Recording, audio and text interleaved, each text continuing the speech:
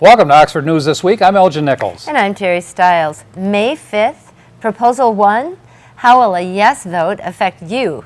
And a local organization gives generously. Find out who and why. Stay tuned. Learn more about these stories and others. The Oxford News begins right now.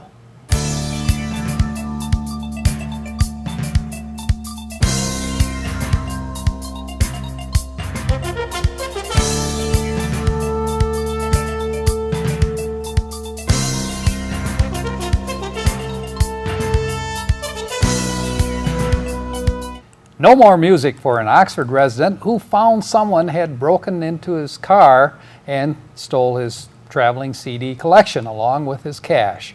A report was filed and Oxford police are on the lookout for the music Grinch.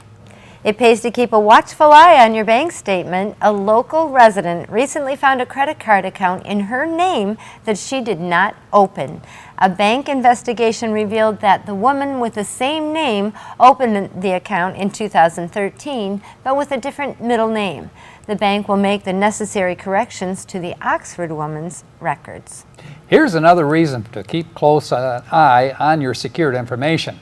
Village police responded to a call in the Red Barn subdivision where a resident received a call from AT&T Uverse that installation of service was requested for an apartment located in Highland Park. The woman was told her social security and local address information were given on the order. The service had not been connected yet and the order was canceled. Police were called to settle a domestic dispute between an 11-year-old child and his mother. When Oxford police arrived, the mother and the sister were locked inside the bathroom. The child was counseled by the officers to respect others and to get along with his family. When officers left, everyone was safe and secure. It seems even downtown Oxford needs to be on the outlook for drugs. Village police were called to the Washington Street Virtual Academy where a student said they were approached by an individual wanting to sell drugs. Police were unable to find the suspect, though. Now that the weather is breaking, let us remind ourselves that the Pollyant Trail is not to be used for motorized vehicles. Last week, 2 motorized vehicles were spotted driving on the trail near Burdick Street. While witnesses gave the police a good description of the offenders, they have not yet been found. The case is still open, however, and they do have identification of what those people look like. That trail is not intended for motorized use, and it's doing damage if you use that pathway with motorized vehicles. There's hundreds of people that use that path every day. This is your natural gem. So let's take care of it properly. The May 5th Proposal 1 tax increase will send many of our Oxford voters to the polls. What is this proposal all about? It has many voters wondering. First of all, the proposal will amend the state constitution to increase the sales tax from 6% to 7%. A yes vote would also trigger 8 legislative bills that would raise taxes on motor oil and vehicle registration fees. These combined taxes would generate an estimated $2 billion per year.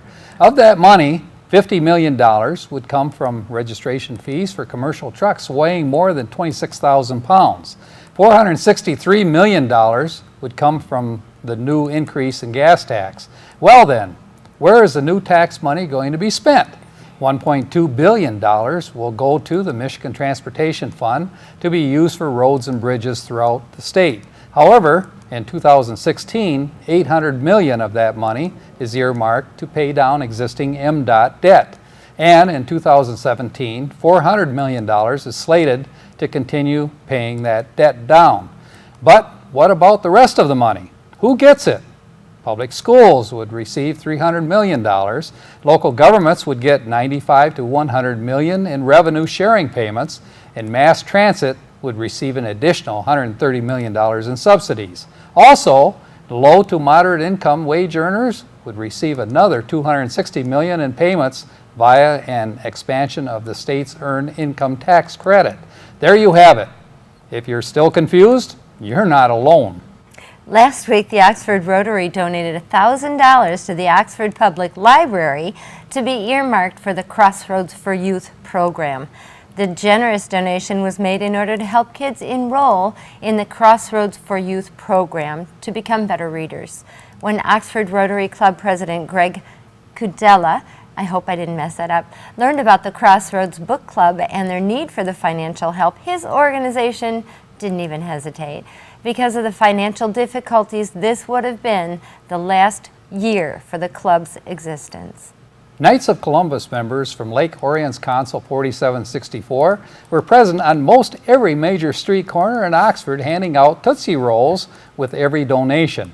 80% of the donated money is used for programs such as Special Olympics and a 5-week camp for children and young adults with special needs. Caught in the act of doing a good deed, Oxford Police Chief Mike Niemanowski with Knights of Columbus volunteer Ken Simpson, resident of Brandon. Good job. Oh, Terry, what about those taxes, huh? Oh, those taxes, I'm telling you, I'm not happy about putting a gas tax on or increasing our gas tax. Makes you wonder where that money goes. I know what they say, but I remember in 1974, when they started the lottery, they said it was going to be for roads and schools. And is that happening? And they can allocate all they want, but... Yeah, and one more thing. Where is all the money from the lottery?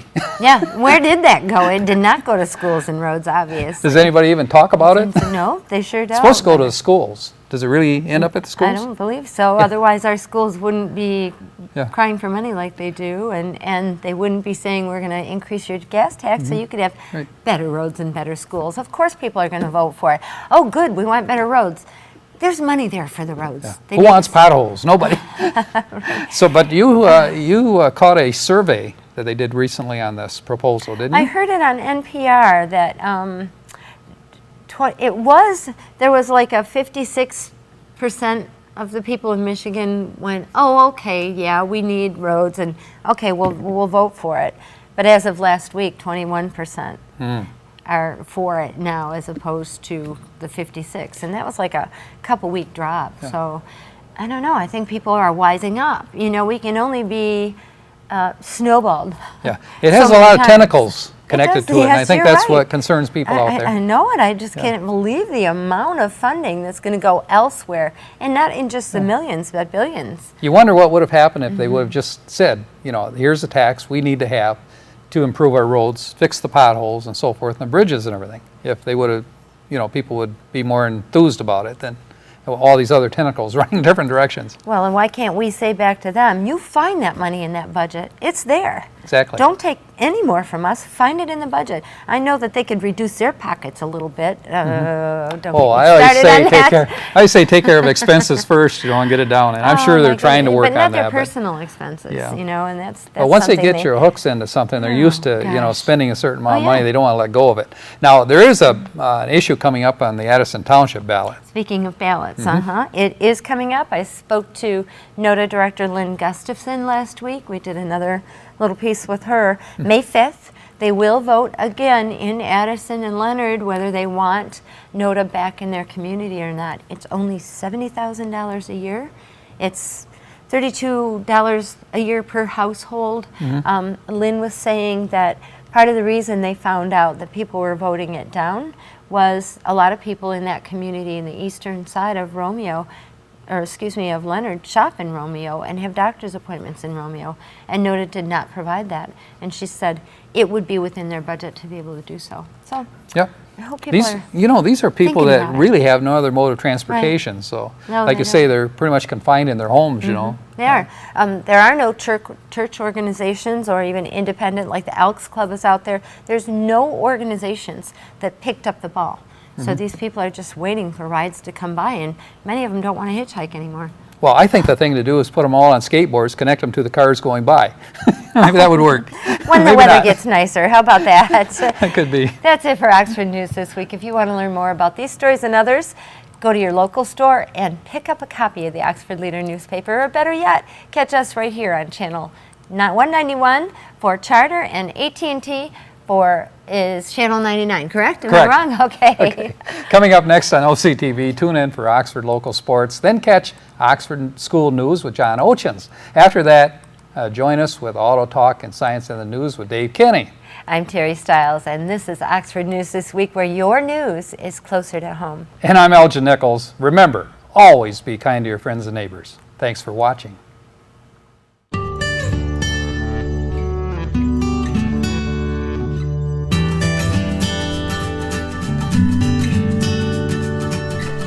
I'm John Ochins, and welcome to the Oxford Wildcats School Update. MSTEP is back in the news again. That's the new test the state of Michigan is using to replace the traditional MEP that we're all used to. It seems some parents in Oakland County want to opt their kids out of taking the test. We asked our Assistant Superintendent of Instruction, Ken Weaver, if he was seeing any of that here in Oxford. Not too much. We've had a few cases where parents would like to opt out their children from the test. There is no legal right to do so. You can opt your children out of a lot of things, such as some parts of the curriculum that have to do with health reproduction. You can opt out of some surveys, and you have a parental right to know on surveys and stuff like that ask specific information. But there is no legal basis for an opt-out request for a parent out of the test. And quite honestly, the schools are really caught in the middle between this. We're held to test all of our children that are in the schools. We're the ones that end up having to deal with the ramifications if we don't test all the kids, and we have to jump through certain hoops. So you make it tougher on the school, actually, if you try to opt out your child. And I know it's a tough decision. You're trying to do what's best for your child. Weaver brings us up to date on other aspects of the test. This test, it's an online test, so it's different than what it was before.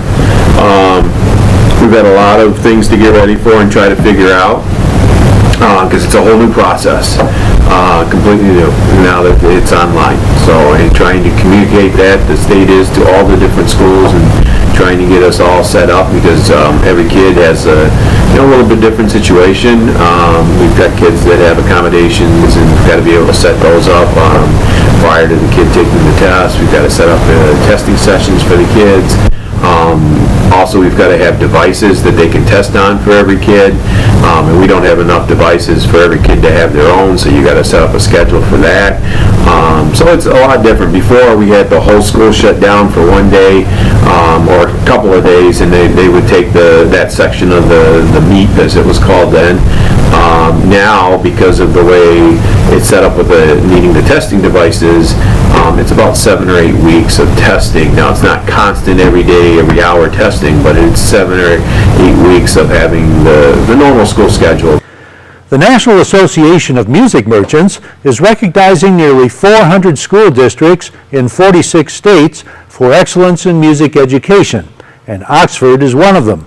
The program singles out districts for outstanding efforts by teachers, administrators, parents, students, and community leaders who have made music education part of the core curriculum. I spoke with our current superintendent, Dr. William Skilling, about this. Yes, the reason we got this award is because we were able to demonstrate our comprehensive support of music education K-12. They look at how much funding you put into the music program per student. They look at the ability of students to access music at all grade levels. For instance, in the K-8, every student has to be in music. In the high school, we have a 2-year fine arts requirement. So we have a really strong commitment to the arts, looking at it from a funding aspect, to student access, and also to how comprehensive our music programs are in terms of the multiple offerings we have. This is the second year in a row that we've earned the honor. Last week was the final game of our Special Olympics Pause competition. It took place at Lake Orion High School, where our kids paid back theirs for our defeat last month. The final score, 26-23, with Oxford the winners. Way to go, guys. That's the Oxford School Update for this week. Dave Kenny is next with Science in the News, followed by Jamie Hughes with Wildcat Sports. This is Oxford Community Television, keeping it local.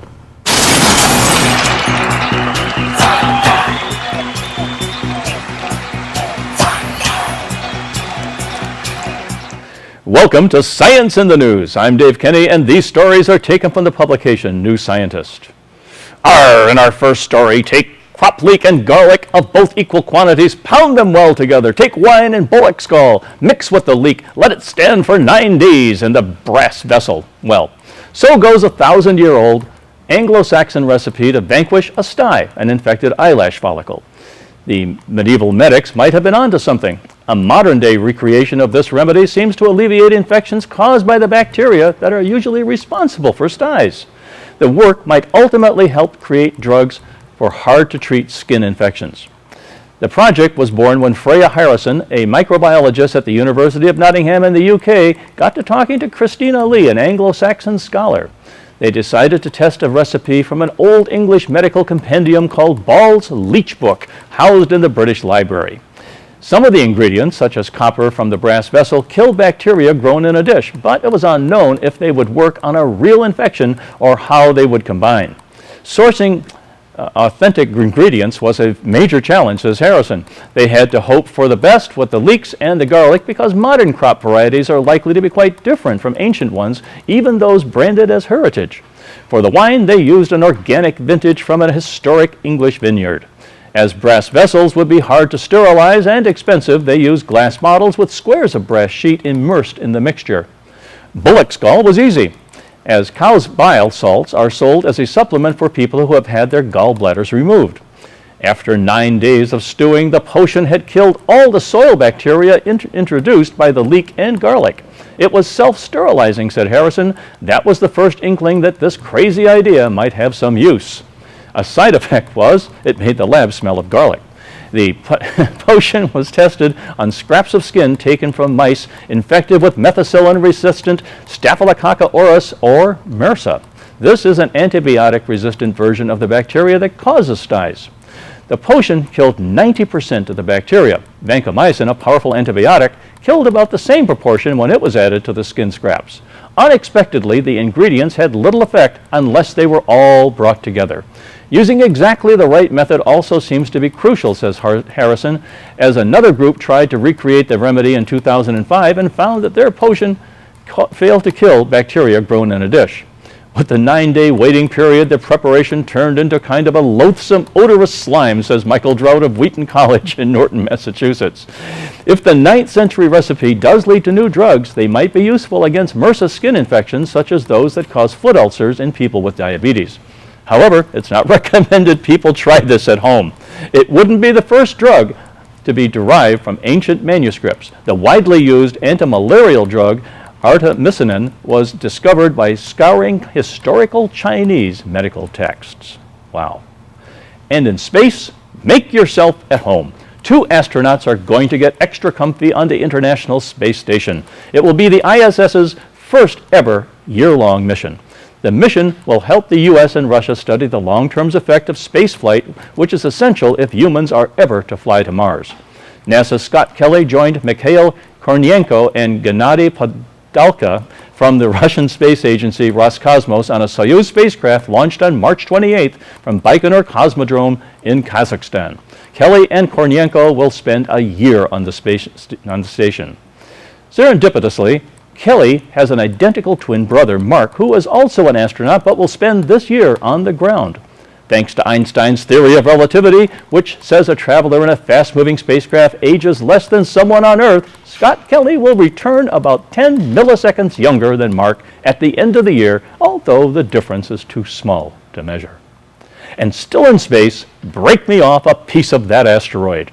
NASA has revealed plans to grab a boulder off a nearby asteroid, throw it into orbit around the moon, and then send humans out for a visit. The mission will help us learn more about asteroids and prepare for future crewed trips into space. A robotic spacecraft will take off in December of 2020, potentially headed for the asteroid Itokawa, Bennu, or 2008 EV5. Take your choice. Once there, the robot will choose a boulder about 4 meters across and transport it to the moon, a multi-year trip that leaves plenty of time for scientific study on the way.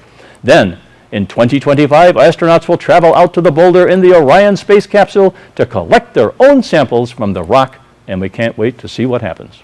Well, that's it for this edition of Science in the News. I'm Dave Kenny. Stay tuned to Oxford Community Television, and we'll be right back after this.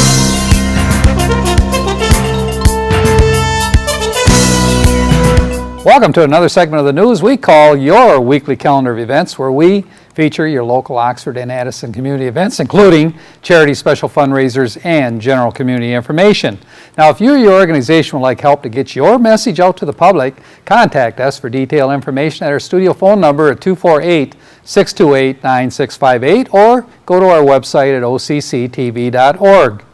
Applications are still available for Oxford High School juniors who want to spend some of their summer vacation exploring what it is like to be a public official who makes the laws and police officers who enforce them. For boys, state, girls, state, and student trooper programs, just pick up the necessary forms at your Oxford High School counseling office.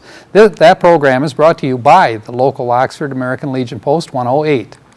All Oxford High School students who plan to attend college, the Oxford Lions Club is offering $500 scholarships for students, seniors who reside in the Oxford School District. To be eligible, you must be attending public or private school or be homeschooled. You must have at least a 2.0 grade average and plan to attend either a 2 or 4 year college or a trade school. Pick up applications at either the Oxford Public Library or at the Oxford High School office. You have until Friday, April 24th to apply. Good luck. Adopt a pet. Pet Adoption Day is held every second Saturday of every month from 11 a.m. to 3 p.m. at Pet Stuff Harvest Time in Oxford, corner of Drainer Road and M24. Canine Rescue has lots of loving pets available and they're just waiting for your love. To check the Canine Stray Rescue League's website and view pictures of pets for adoption, go to www.dogsaver.org. Bikers Giving Bikes. If you have a bicycle or no longer need or have outgrown, why not donate it to the Oxford American Legion program, Bikers Giving Bikes? Or if you have a child who would like a bike, but you just can't afford to purchase one, Bikers Giving Bikes have refurbished bikes of all sizes. For more information, contact Mr. Sargent at 248-628-9081 at the American Legion Building in Oxford. Wednesday, April 15th, 7 to 9 p.m. at the Oxford High School Performing Arts Building. Enjoy Oxford's Got Talent, when high school and middle school students will compete to be the top performer of the night. Admission is only $5. Proceeds go to the benefit various Oxford High School functions and activities. For more information, go to their Gmail address, oxfordsgottalent2015@gmail.com. Now, if you represent an organization wishing to show your support for our local Oxford school sports, music concerts, or any of the many programs broadcast by our TV station, you could become a sponsor or an underwriter of OCTV. The promotional television spot would be created and recognition would be given to you by our sports announcers during the event. It's easy and it's really inexpensive. For more information, contact our TV station manager, Bill Service, at 248-628-9658, or you can send a message of interest to Bill's email address, manager@occtv.org. Now, we at Oxford Community TV would like our television viewing public to learn more about your club or organization's special upcoming charity or event. So, if you would like to get your special event mentioned on our television show, call us at 248-628-9658 or go to our website at occtv.org. Just one final reminder, you can locate our OCTV program schedule by going to our website, occtv.org, and clicking on Schedule. There you will find a list of OCTV broadcast programs, dates, and times. One program I highly recommend is Bill Service, who always has interesting local stories and interviews on our Community Access program. Just check it out. This is Oxford Community Television, OCTV. I'm your host, Elgin Nichols. We invite you to join us again for the next segment of your weekly calendar of events. Watching OCTV. Welcome to this edition of Auto Talk. I'm Dave Kenny, and these stories are taken from the publication Automotive News. It's spring, and you can smell the new cars blooming. The next generation Chevrolet Malibu will be larger, lighter, packed with new safety gear, and wrapped in sculpted sheet metal that signals Chevy's ambition to turn the heads of mid-size sedan buyers. The 2016 Malibu, unveiled at the New York Auto Show, looks to be an all-out bid by General Motors to elevate the Malibu's also-ran status in a fiercely competitive segment. The car is nearly 4 inches longer in the wheelbase and grew about 2 inches in overall length. The hood and the cowl, where the windshield meets the hood, are lower, allowing for a longer, sleek daylight opening that gives way to a fastback roofline and a short rear deck lid. GM will build a Malibu on a new global platform that sheds nearly 300 pounds, taking the sedan from among the heaviest in the midsize segment to the lightest. The lengthened wheelbase alleviated the problem of a cramped rear seat, a main gripe of Chevrolet Malibu owners. It gets an overhauled powertrain lineup with a significantly downsized base engine, a 1.5-liter turbo from a 2.5-liter naturally aspirated engine. The new powertrain lineup is punctuated by the full hybrid model, which borrows some technical underpinnings from the Volt plug-in hybrid, including a version of the Volt's two-motor drivetrain. The hybrid, which uses a new 1.8-liter engine, will be rated at more than 45 miles per gallon in combined city and highway driving. The base 1.5-liter produces 160 horsepower and 184 pounds-feet of torque, mated to a 6-speed automatic transmission. That's down from the 196 horsepower and 191 pounds-feet on the Malibu's current 2.5-liter base engine, but the fuel economy is improved. A stop-start system helps the 1.5-liter engine return an estimated EPA rating of 27 miles per gallon in city and 37 on the highway. Chevrolet will continue to offer a 2.0-liter turbo engine and will connect it to GM's first-ever front-wheel drive 8-speed automatic transmission.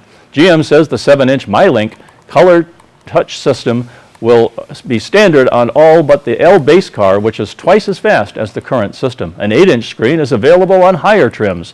GM has packed the 2016 Malibu with 9 safety features not available on the current sedan. For instance, a new front pedestrian alert system warns a driver of a pending accident and can fully apply last-second braking automatically. A lane keep assist feature will alert the driver when the car drifts and nudge it back on track with an automatic counter steer.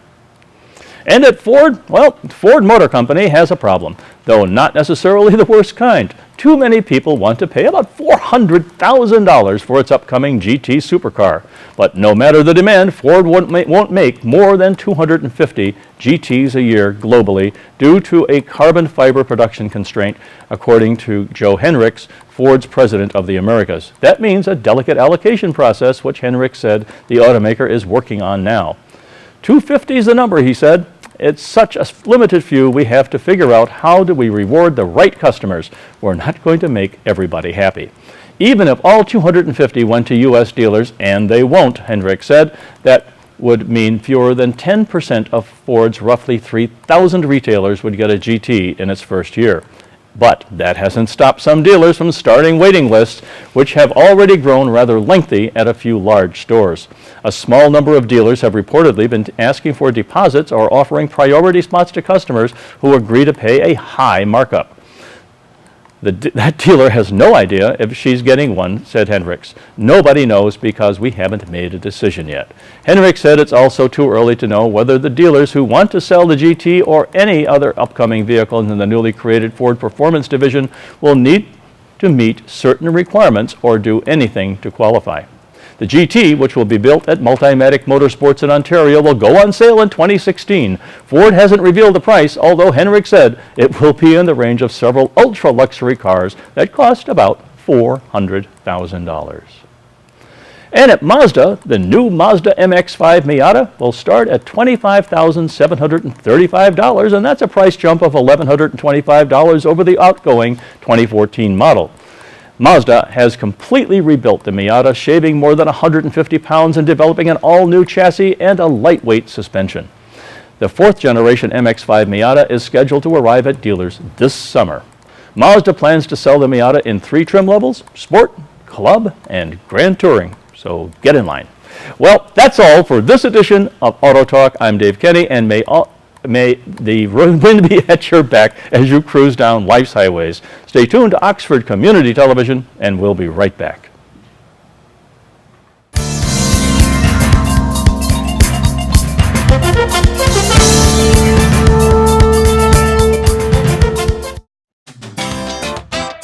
Hi everybody, I'm Terry Stiles. Hi everybody, I'm Bill Service, and I'm the producer of Our Community Access. Terry and I started our show 8 years ago to bring our community into your living rooms.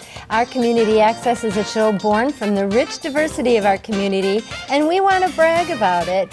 and the people creating that diversity. Over the years, we've been from fox hunts to beekeeping and right in your own backyard. We welcome new businesses, chamber fashion, senior hobbies, class reunions, and much, much more. We've covered all our celebrations from Leonard Strawberry Festival to our premier Lone Ranger Parade. But there's still more avenues that we plan on going on. So watch our community access at 9:30 and 5:30 every day, and you have a great, great week.